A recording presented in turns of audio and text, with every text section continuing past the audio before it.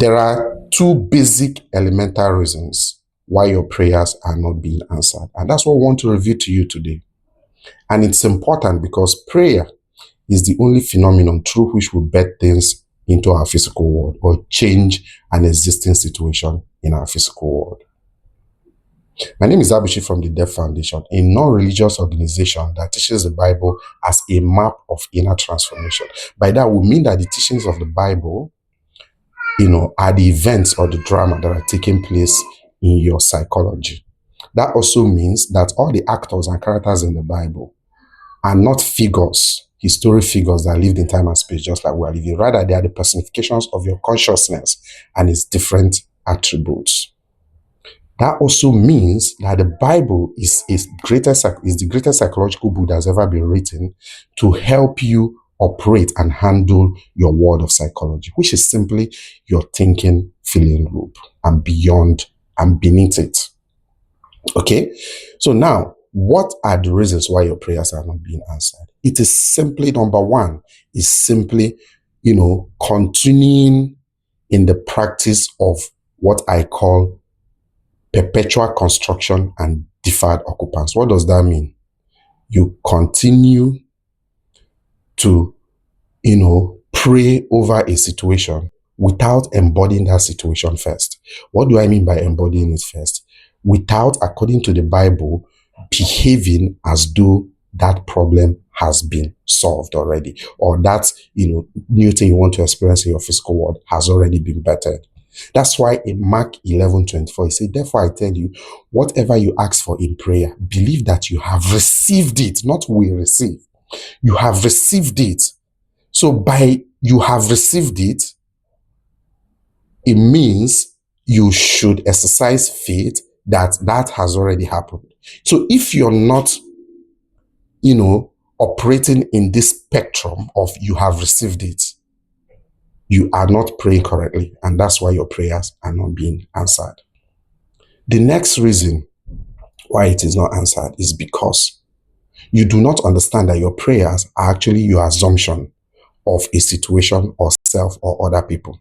By that, I mean they are your concept of a situation or, of other people or yourself. What does that simply means? It simply means that the idea you have about a situation or a person or yourself is actually prayer in action, not those verbal repetition. Those you're thinking, feeling around a situation is prayer. How do we know that? Go to Romans 8:26. It says, and the Spirit itself intercedes for us with groanings too deep to what? For words. What does that mean? Groaning too deep that is not spoken wordly, okay, is feeling. So the Father, which is your unconditioned awareness of being personified in the Bible as God or Jehovah or Lord or whatever, is the one who receives these feelings. Okay? He sees those feelings and those thoughts, those groaning too deep for word. That's what he sees as your prayer. And he will give you the answer of whatever is the intention around those feelings and thoughts. That is the assumption. Those feelings are the assumption you have of a situation or yourself or someone else. They are the concept you have of a situation, yourself or someone else. If you also go to Isaiah 65:24, what does it say? He said, and before they call, I will answer.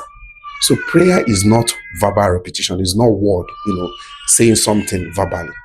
Because he said, before they call, I will answer. So what it answers is the thoughts and the feeling. That's what he answers. And if you go on, he say, why they are here to speaking, I will hear.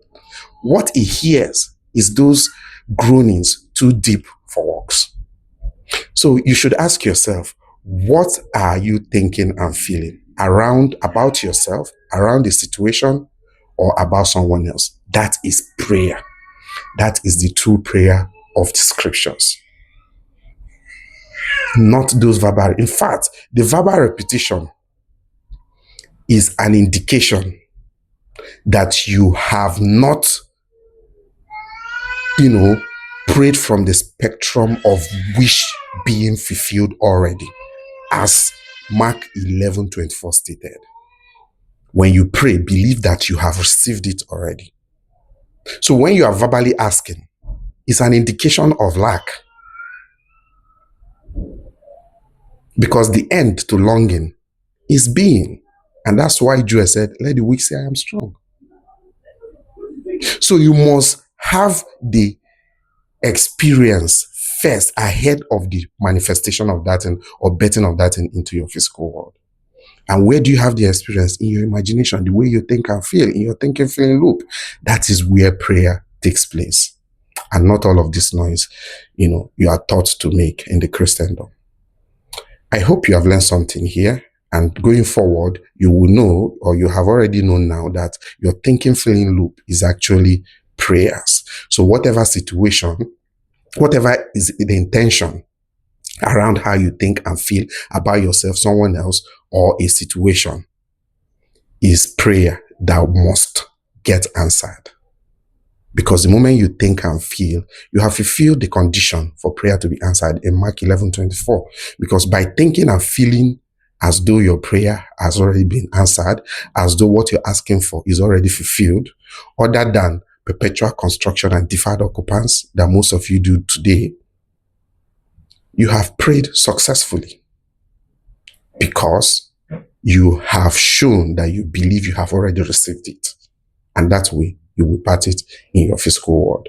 Join us every Sunday at Ghent Facebook Live and Deaf Foundation IP YouTube channel for our live session where we reveal the original deeper meanings of the Bible teachings, which is what? Psychological. See you there.